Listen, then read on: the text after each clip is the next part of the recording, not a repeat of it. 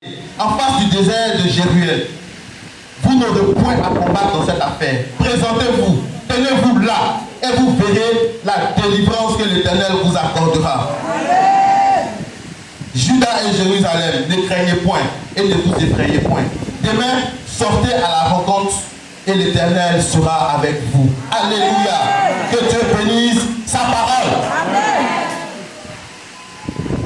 Bien-aimés, je suis parfois scandalisé, souvent amusé aussi, de voir certaines personnes qui pensent comme ça qu'elles marchent dans ce monde-là et elles n'ont pas d'ennemis. Alléluia.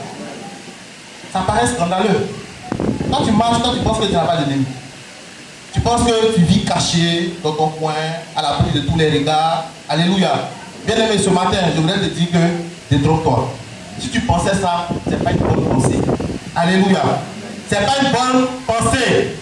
Parce qu'il y a deux camps dans cette affaire. Soit tu es avec Dieu, ou bien soit tu es de l'autre côté. Si on ne t'attaque pas, c'est que c'est pas être de l'autre côté. Alléluia. Amen. Si on ne t'attaque pas, c'est parce que tu es de l'autre côté. Amen. Quand tu es avec Dieu, tu vas faire l'objet d'attaques continuelles. Alléluia. Parce que la vie chrétienne est un perpétuel combat. Amen. Alléluia. La vie chrétienne est un perpétuel combat. Alléluia. Lorsque nous prenons le premier verset de notre passage, alléluia, il est riche, il est chargé d'enseignements. On nous dit après cela, les fils de Moab et les fils d'Ammon et avec eux des Maonites marchaient contre Josaphat pour lui faire la guerre. Alléluia. Bien aimé, je disais tantôt que c'est chargé d'enseignement. Vous savez pourquoi? Parce que, à la vérité, de tous les peuples qui normalement devaient attaquer Israël, ces trois peuples-là ne devaient pas en faire partie. Ils ne devaient pas en faire partie. Je vais vous dire pourquoi. Les Moabites, qui sont-ils? À la vérité, les Moabites sont descendants de Lot. Vous savez qui est Lot pour Abraham? Alléluia. C'est un parent d'Abraham. Donc normalement, les descendants d'Abraham et puis les descendants de Lot, ils sont parents. Donc pourquoi des parents viennent attaquer d'autres parents? Alléluia. On prend aussi également les Ammonites. Les Ammonites, ils sont ici également descendants de Lot. Les Moabites, eux, ils sont descendants de Lot par le fils incestueux que Lot a eu avec sa fille aînée. Et les Ammonites, eux, ils sont les descendants du fils incestueux que Lot a eu avec sa fille cadette. Alléluia. Donc, les Moabites comme les Ammonites, ils sont tous parents du peuple d'Israël. Alléluia. Ils sont tous parents du peuple d'Israël. C'est étonnant quand même. Vous conviendrez avec moi que c'est étonnant. Comment les parents viennent attaquer d'autres parents? Alléluia. Quand on prend les Maonites, ils sont habitants du territoire d'Édom. Édom, c'est qui? Édom, c'est qui? Alléluia. À la vérité, les Maonites, ils sont descendants d'Ésaü. Ésaü, c'est qui? C'est le frère de Jacob. C'est aussi un parent d'Israël. Donc, comment se fait-il que de tous les peuples qui pouvaient attaquer Israël, ce sont ces trois peuples-là qui se sont mis ensemble, alléluia, et qui sont venus attaquer le peuple d'Israël? Bien aimé, ce matin, je voudrais te dire, là même où tu ne vas même pas penser que l'attaque peut venir, c'est de là-bas que ça va venir. Alléluia. C'est de là-bas que ça va venir. C'est de là-bas que ça va venir. Et voyez-vous, cette histoire-là, elle continue de se perpétrer jusqu'à aujourd'hui. Parce que les habitants de la montagne de Séir, c'est les Arabes. C'est les Arabes. Est-ce qu'aujourd'hui, il n'y a pas de conflit entre Israël et puis les Arabes? Alléluia. Je vous disais d'entrée de jeu que la vie chrétienne, c'est un perpétuel combat. Alléluia. C'est un perpétuel combat. C'est un perpétuel combat. Parce qu'aujourd'hui, vous n'êtes plus du même acabit. Ça veut dire que vous n'êtes plus du même camp. Vous n'êtes plus pareil. Alléluia. Vous allez commencer à faire l'objet d'attaques. Et bien souvent, c'est des personnes qui sont proches de nous. C'est des personnes qui sont proches de nous. Alléluia. Donc comme ça, ils se lèvent et ils viennent attaquer Israël avec le roi Josaphat. Ils viennent l'attaquer. Comme vous aussi, depuis que vous avez donné votre vie à Jésus, vous faites continuellement l'objet d'attaque. Vous faites continuellement l'objet d'attaque. Pour certaines personnes, les gens se sont déjà assis même sur eux. Alléluia. Ils ont déjà pris possession de leur bénédiction. Ils ont déjà pris possession de tout ce qui vous appartient. Pour d'autres, le combat est engagé. Le combat est engagé. Je ne connais pas ta position. Peut-être que tu es en position de victoire. Alléluia. Peut-être que tu es en train de les mater. Gloire soit rendue au Seigneur. Peut-être qu'ils sont en train de te mater aussi. Alléluia. Mais une chose est sûre, c'est que tu te retrouves forcément dans l'une des positions que je viens de présenter. Alléluia. Israël est donc informé. Israël est informé de ce que les gens viennent pour les attaquer. Bien aimé, c'est pareil avec toi. Depuis que tu viens à l'église, depuis que tu as commencé à marcher avec le Seigneur, tu es informé. Tu es informé qu'il y a une guerre qu'il faut que tu livres. Soit Dieu révèle ça à son serviteur, ou à ses pasteurs, à ses serviteurs, et puis ils vous font cas de ça. Soit c'est un frère qui dans un songe a vu quelque chose et qui vient d'en parler, soit c'est toi-même à qui Dieu révèle ça en songe. Souvent aussi c'est vis-à-vis. Alléluia. C'est vis-à-vis. Mais dans tous les cas, c'est informé. Et voyez-vous, la suite m'a réjoui. La suite de ce verset-là m'a réjoui. Au verset 3, on nous dit dans sa frayeur. Dans sa frayeur. Normalement, vous devez vous dire, mais le gars là, on dit le gars il a peur et puis lui il est content. Est-ce que c'est normal? Frère, ça me réjouit. Ça me réjouit en ce sens que Josaphat, dont la Bible parle, ça veut dire qu'il était un héros normalement de la foi. Parce qu'il est dans la Bible. Et on parle de lui dedans en bien. Ce Josaphat là, ça veut dire qu'il connaissait Dieu. Mais on dit, Josaphat a été dans une grande frayeur. Vous savez pourquoi ça me réjouit? Ça me réjouit parce que quand je lis ça, je me rends compte que Josaphat était un homme de la même nature que moi et toi. Alléluia. Je ne sais pas pour toi, mais en tout cas moi, dans certaines situations, quand on m'annonce la situation, frère, sœur, je suis souvent pris de frayeur. Bon, il y a d'autres qui diront peut-être, ah, tu es chrétien et puis tu fais ce genre de choses là. Moi, je ne sais pas, peut-être que vous êtes déjà arrivé au ciel. Mais moi là, je suis encore sur la terre. Je suis encore sur la terre. Donc, c'est un sentiment qui m'anime souvent. C'est un sentiment qui m'anime souvent. Mais c'est la suite qui est intéressante. Quand le sentiment t'anime, quand tu as fini d'être animé par ce sentiment-là, qu'est-ce qui se passe dans ta vie? Ce matin, je voudrais te poser la question. Toi qui es assis devant moi aujourd'hui, qu'est-ce qui se passe dans ta vie? Parce que c'est ce qui est déterminant. Qu'est-ce qui se passe dans ta vie? À la vérité, devant la situation, des options se présentaient à Josaphat.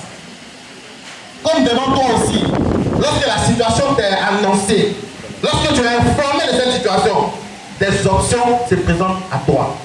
Quelle est l'option que tu choisis?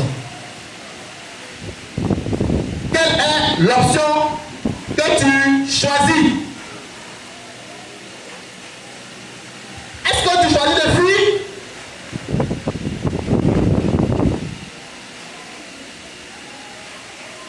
Est-ce que tu choisis de fuir comme les chrétiens de nos jours qu'on connaît? Alors qu'on va vite te révéler tout cela, toi tu fuis le combat. Pensant que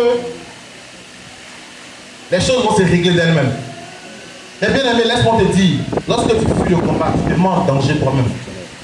Alléluia. Tu te mets en danger, mais tu mets également en danger ta postérité. Alléluia. Et donc ce matin, si j'ai un conseil à te donner, ce n'est pas de fuir. Mon conseil, c'est que tu ne fuis pas devant le combat ou devant tes ennemis. Une autre option aussi également peut se présenter à toi. Comme c'est souvent le cas, tu peux décider de te confier aux hommes. Alléluia. Tu peux décider de te confier aux hommes. On le voit. Il y a des gens qui sont dans la maison de Dieu. Mais dès qu'une situation difficile arrive, ils sont prêts à courir, à retourner à leur vomissure. Ils sont prêts à partir, à aller devant les féticheurs, devant les marabouts, à aller prendre les amours. Alléluia. Parce qu'on dit, oh mon cher, on est en Afrique. C'est vrai, on va à l'église, hein, mais on est en Afrique. Alléluia. Mais dans ce cas de figure, lorsque tu vas partir là-bas, alléluia. Quelqu'un a dit un jour, c'est fer qui coupe son ami fer. C'est fer qui coupe son ami fer. Quand un autre fer, plus puissant que le fer que tu allais prendre là, va t'attraper, il va te couper. Il va te couper. Alléluia. Et il y a une troisième option. Il y a une troisième option. Alléluia. Et c'est l'option que Josaphat a choisie. Et c'est de ça que je vais vous parler ce matin. Alléluia. La Bible dit quoi? La Bible dit que lorsque Josaphat il a été pris de frayeur, il s'est disposé à chercher Dieu dans le jeûne et dans la prière. Alléluia. Il s'est disposé à chercher Dieu dans le jeûne et dans la prière.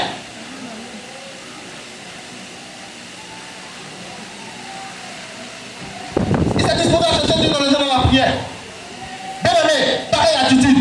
Vous savez ce que ça veut dire pour Dieu? Vous savez ce que ça veut dire pour Dieu? Lorsque devant toutes ces options, tu décides de choisir la troisième option, celle de te disposer à chercher Dieu. Tu es en train de dire à Dieu, Seigneur, je te fais confiance. Seigneur, tu es le Dieu qui règne sur ma vie. Seigneur, tu es le Dieu capable.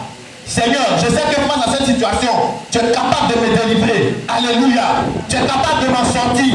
Alléluia. Tu es capable de branler les montagnes pour moi. Alléluia.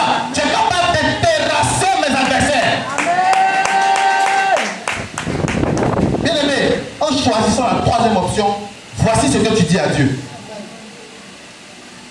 Le psaume 25, au verset 3 ne dit pas que tous ceux qui placent leur confiance en l'Éternel ne seront point dans la confusion. Alléluia. Ils ne seront point dans la confusion. Alors ce matin, lorsque tu décides de te déterminer à jeûner et à prier, tu te disposes à aller à la rencontre du Seigneur. Alléluia. Bien-aimé, laisse-moi te dire que tu ne seras point dans la confusion.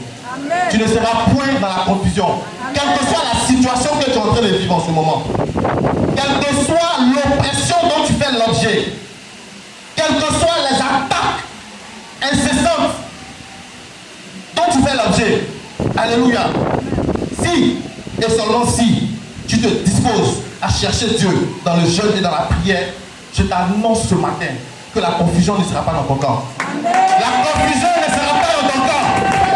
Alléluia. Il ne sera pas dans ton camp. Il sera dans le camp de l'ennemi. Il sera dans le camp de l'ennemi. Il sera dans le camp de l'ennemi. Alléluia. Bien aimé, face donc à cette situation, Josaphat et son peuple, ils ont décidé d'être déterminés dans le jeûne et dans la prière. Alléluia. On dit que le roi Josaphat publia un jeûne dans tout Juda. À la vérité, à l'époque, quand on parlait du royaume de Juda, c'était la tribu de Juda, avec toutes ses villes, enfin son territoire et toutes ses villes, toutes ses contrées. C'était aussi la tribu de Benjamin. Alléluia. Avec tout son territoire. Et c'était une petite partie de la tribu d'Éphraïm. Alléluia. Or, l'annonce que le roi Josaphat avait faite, c'était que tout le peuple puisse se retrouver à Jérusalem, dans le temple, afin d'invoquer Dieu. C'était de pouvoir se retrouver à Jérusalem. Mais, si je suis dans le territoire d'Éphraïm, ou bien je suis dans le territoire de Benjamin, je ne suis pas à Jérusalem. Ça veut dire quoi? Il faut que je voyage. On ne se lève pas comme pour voyager. Il faut t'apprêter. Il faut chercher peut-être un moyen de transport. À la limite, peut-être il faut chercher même, on va dire, de l'argent pour pas payer ton transport. Il faut prendre des provisions. Il y a la fatigue également que tu vas avoir sur le chemin. Alléluia. Mais ça n'a pas empêché le peuple. Ça n'a pas empêché le peuple. Ce matin, je vais te dire, tu connais la situation que tu vis. Tu la connais. Tu sais ce qui en veut à ta vie. Parfois même tu connais la dangerosité de la situation. Mais pourquoi tu te laisses distraire par les choses qui n'en valent pas la peine? Non, je suis fatigué. Moi, je ne peux pas jeûner. Quand je jeûne là, j'ai ulcère. Mes habits ne vont plus me rentrer. Il y a une expression même qui me plaît souvent chez les femmes. Et tu vois, mais Monique, c'est quand elle se sortit. Si on met l'eau même, ça peut rentrer dedans, ça peut rester. Alléluia. Bien aimé, on dit les autres sont en train de t'attaquer. Lorsque moi, Amon, et puis Edom venaient attaquer Israël, ils ne venaient pas pour les caresser. Ils ne venaient pas pour les caresser. Ils venaient pour en finir avec eux. Ils venaient pour les passer par l'épée. Alléluia. Ceux qui ont fait à votre vie, ils ne viennent pas pour vous caresser. Ils ne viennent pas pour vous caresser dans le sens du poil, ou même pour vous passer de la pommade. Ils viennent pour en finir avec votre vie. Ils viennent pour s'asseoir sur votre vie. S'ils ne sont pas déjà assis. Alléluia. Ils viennent pour dire, tant que moi je vis, tu ne seras rien. Rien de bon ne peut sortir de toi. C'est ce qu'il vient de dire. Alors, tout vient dire que pour des choses qui n'en valent pas la peine, tu ne te lèves pas. Alléluia. Pour engager le combat avec eux. Frère, cette situation-là n'a pas empêché le peuple de Dieu de faire le voyage et de venir dans la présence de Dieu. Parce qu'ils étaient déterminés. Ils étaient déterminés. Alléluia. Donc les obstacles vont se dresser devant toi. Les obstacles vont se dresser devant toi. Mais il faut que tu fasses preuve de détermination. Il faut faire fi de tout ce qui peut être empêchement. Non, je n'ai pas le temps. Non, j'ai ceci, non, j'ai cela. À la vérité, frère, tu n'auras jamais le temps. Tu ne sais même pas sur le fait que tu n'as pas le temps. Hein, c'est l'œuvre du diable pour t'empêcher de venir dans la présence de Dieu. Afin que par la détermination, tu puisses te lever et puis tu puisses avoir la victoire sur tes ennemis. Alléluia. Bien aimé, arrêtons d'accorder de l'importance à ce qui n'est pas important. À ce qui n'a aucune espèce d'importance. Bien aimé, ça ne justifie pas le fait que tu ne te lèves pas dans le jeûne et dans la prière. Ça ne justifie pas cela. Ça ne justifie pas cela. Que tu n'aies pas le temps ou pas. Tes ennemis, ils n'ont que faire de ça. Et ils avancent. Ils avancent. Quand ils sont venus dire à Josaphat que la multitude nombreuse est en train de s'avancer contre lui. Est-ce que lorsqu'ils sont venus là annoncer ça, ceux qui venaient attaquer le roi Josaphat, est-ce qu'ils sont arrêtés? Ils ne sont pas arrêtés. Ils ont continué d'avancer. Donc lorsque tu es réformer et que tu ne te lèves pas, les ennemis continuent d'avancer. Ils continuent de gagner du terrain. Et il est important que nous nous levions. Que nous nous levions dans le jeûne et dans la prière afin de repousser les ennemis. Il ne faut pas qu'ils gagnent du terrain. Parce que plus ils gagnent du terrain, plus ta délivrance, alléluia, deviendra difficile. Plus tu mettras du temps à obtenir cette délivrance. Alléluia. Donc Josaphat et son peuple se sont rassemblés dans le jeûne. Mais qui dit jeûne dit également prière. Alléluia. Parce que si tu jeûnes que tu ne pries pas, ce n'est pas un jeûne. Tu fais une grève de la faim. On est bien d'accord. Donc, Josaphat et son peuple, ils se sont levés dans le jeûne et dans la prière. Ils ont commencé à prier. Alléluia.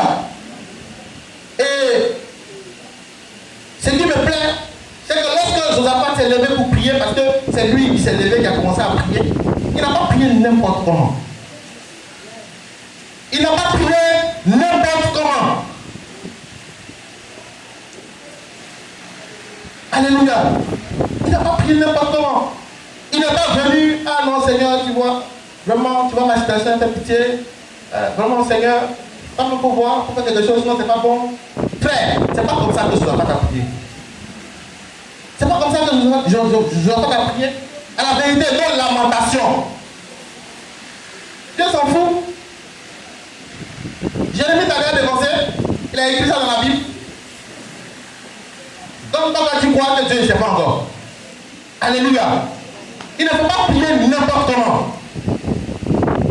On va voir un peu comment Josaphat, alléluia, il a prié. Allons-y au verset 6. Au verset 6, on dit, et il dit, Éternel Dieu de nos pères, n'es-tu pas Dieu dans les cieux, et n'est-ce pas toi qui domines sur tous les royaumes des nations? Alléluia. Attends coup de Dieu. N'est-ce pas toi qui en mets la force et la puissance, et à qui nul ne peut résister? Alléluia. Il continue dans ses atalakou.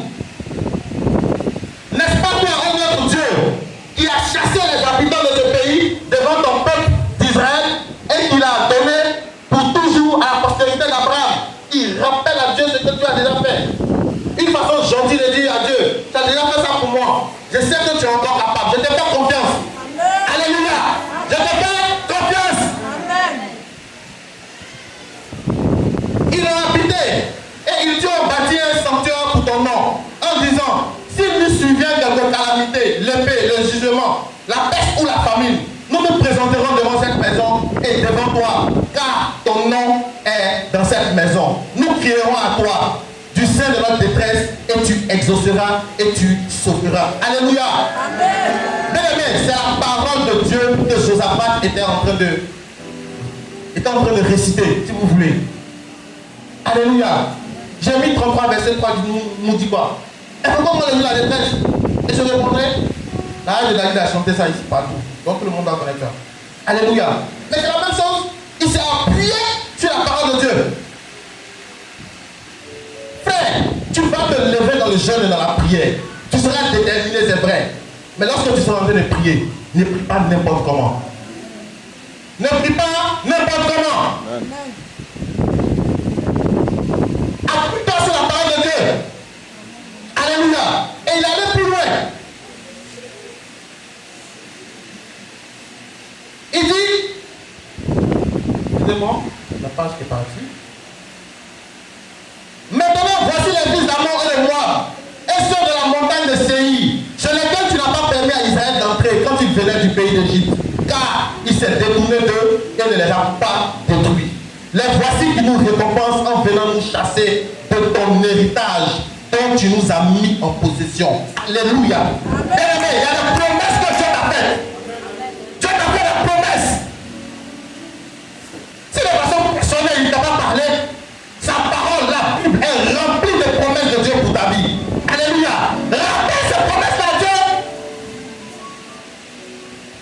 Bible dit que les se lève pour te dire que tant qu'eux ils vivront, rien de bon ne t'arrivera. Que font-ils? Ils sont Dieu. Sont-ils Dieu? Alors, la paix se promesse à Dieu. Amen. Seigneur, c'est pas ce que tu as dit. C'est pas ce que tu as dit. Amen. C'est pas ce que tu as dit. Tu as dit que les ténèbres ne régneront pas toujours. C'est ce que tu as dit. Amen. Tu as dit les ténèbres ne régneront pas toujours.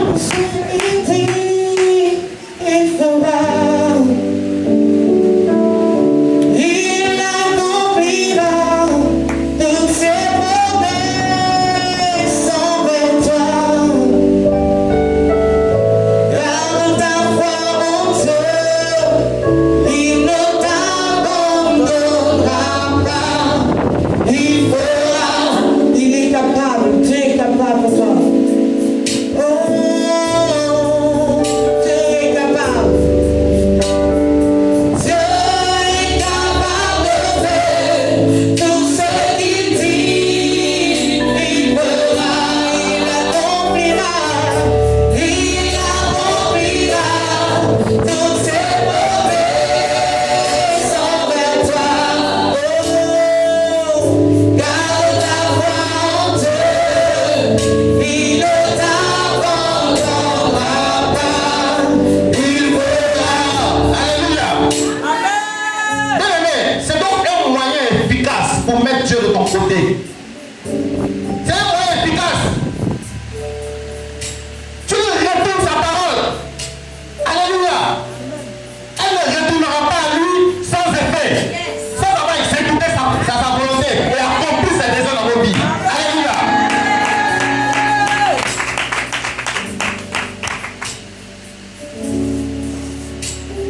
La Bible dit que Dieu veille sur sa parole pour l'accomplir. Il veille sur sa parole pour l'accomplir. Donc quand tu lui rappelles sa parole, il est obligé de veiller sur elle pour s'accomplir dans votre vie. Il est obligé. En lui, il n'y a aucunement l'homme d'une variation.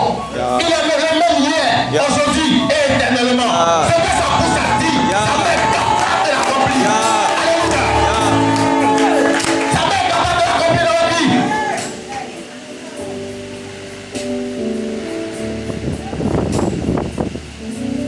Dans la prière de Josaphat, j'ai relevé quelque chose. Alléluia. Yes. Il dit maintenant voici les fils d'Amon et de moi. Eux sont de la montagne de Séir, chez lesquels tu n'as pas permis que Israël entre. Quand ils venaient du pays d'Égypte, quand il s'est détourné d'eux et ne les a pas détruits. Alléluia. Bien-aimé, tu connais tes ennemis. Tu sais qu'ils sont devant toi. Tu sais qu'ils te font du mal, mais tu te détournes d'eux. Tu ne veux pas les détruire. Frère, si tu ne les détruis pas aujourd'hui, ils vont te créer des problèmes demain. Ils vont te créer des problèmes demain. Ils sont passés, ils ont laissé les gars. Certainement parce qu'ils se disaient, ce sont mes parents. Alléluia. Ce sont tes parents. Et puis le roi de Moab, là, il a envoyé quelqu'un pour te maudire. Ce sont tes parents. Frère, je suis devenu comme David. Seigneur, ne les laisse pas vivre. Seigneur, ne les laisse pas vivre. Seigneur, ne les laisse pas vivre. Vivant, qui descend au séjour des morts. Que le chemin devient tortueux, qui devient glissant, qui devient ténébreux, qui tombe dans la force qu'eux-mêmes nous ont creusée. Alléluia.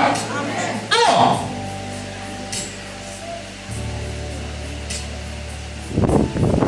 j'ai détruit.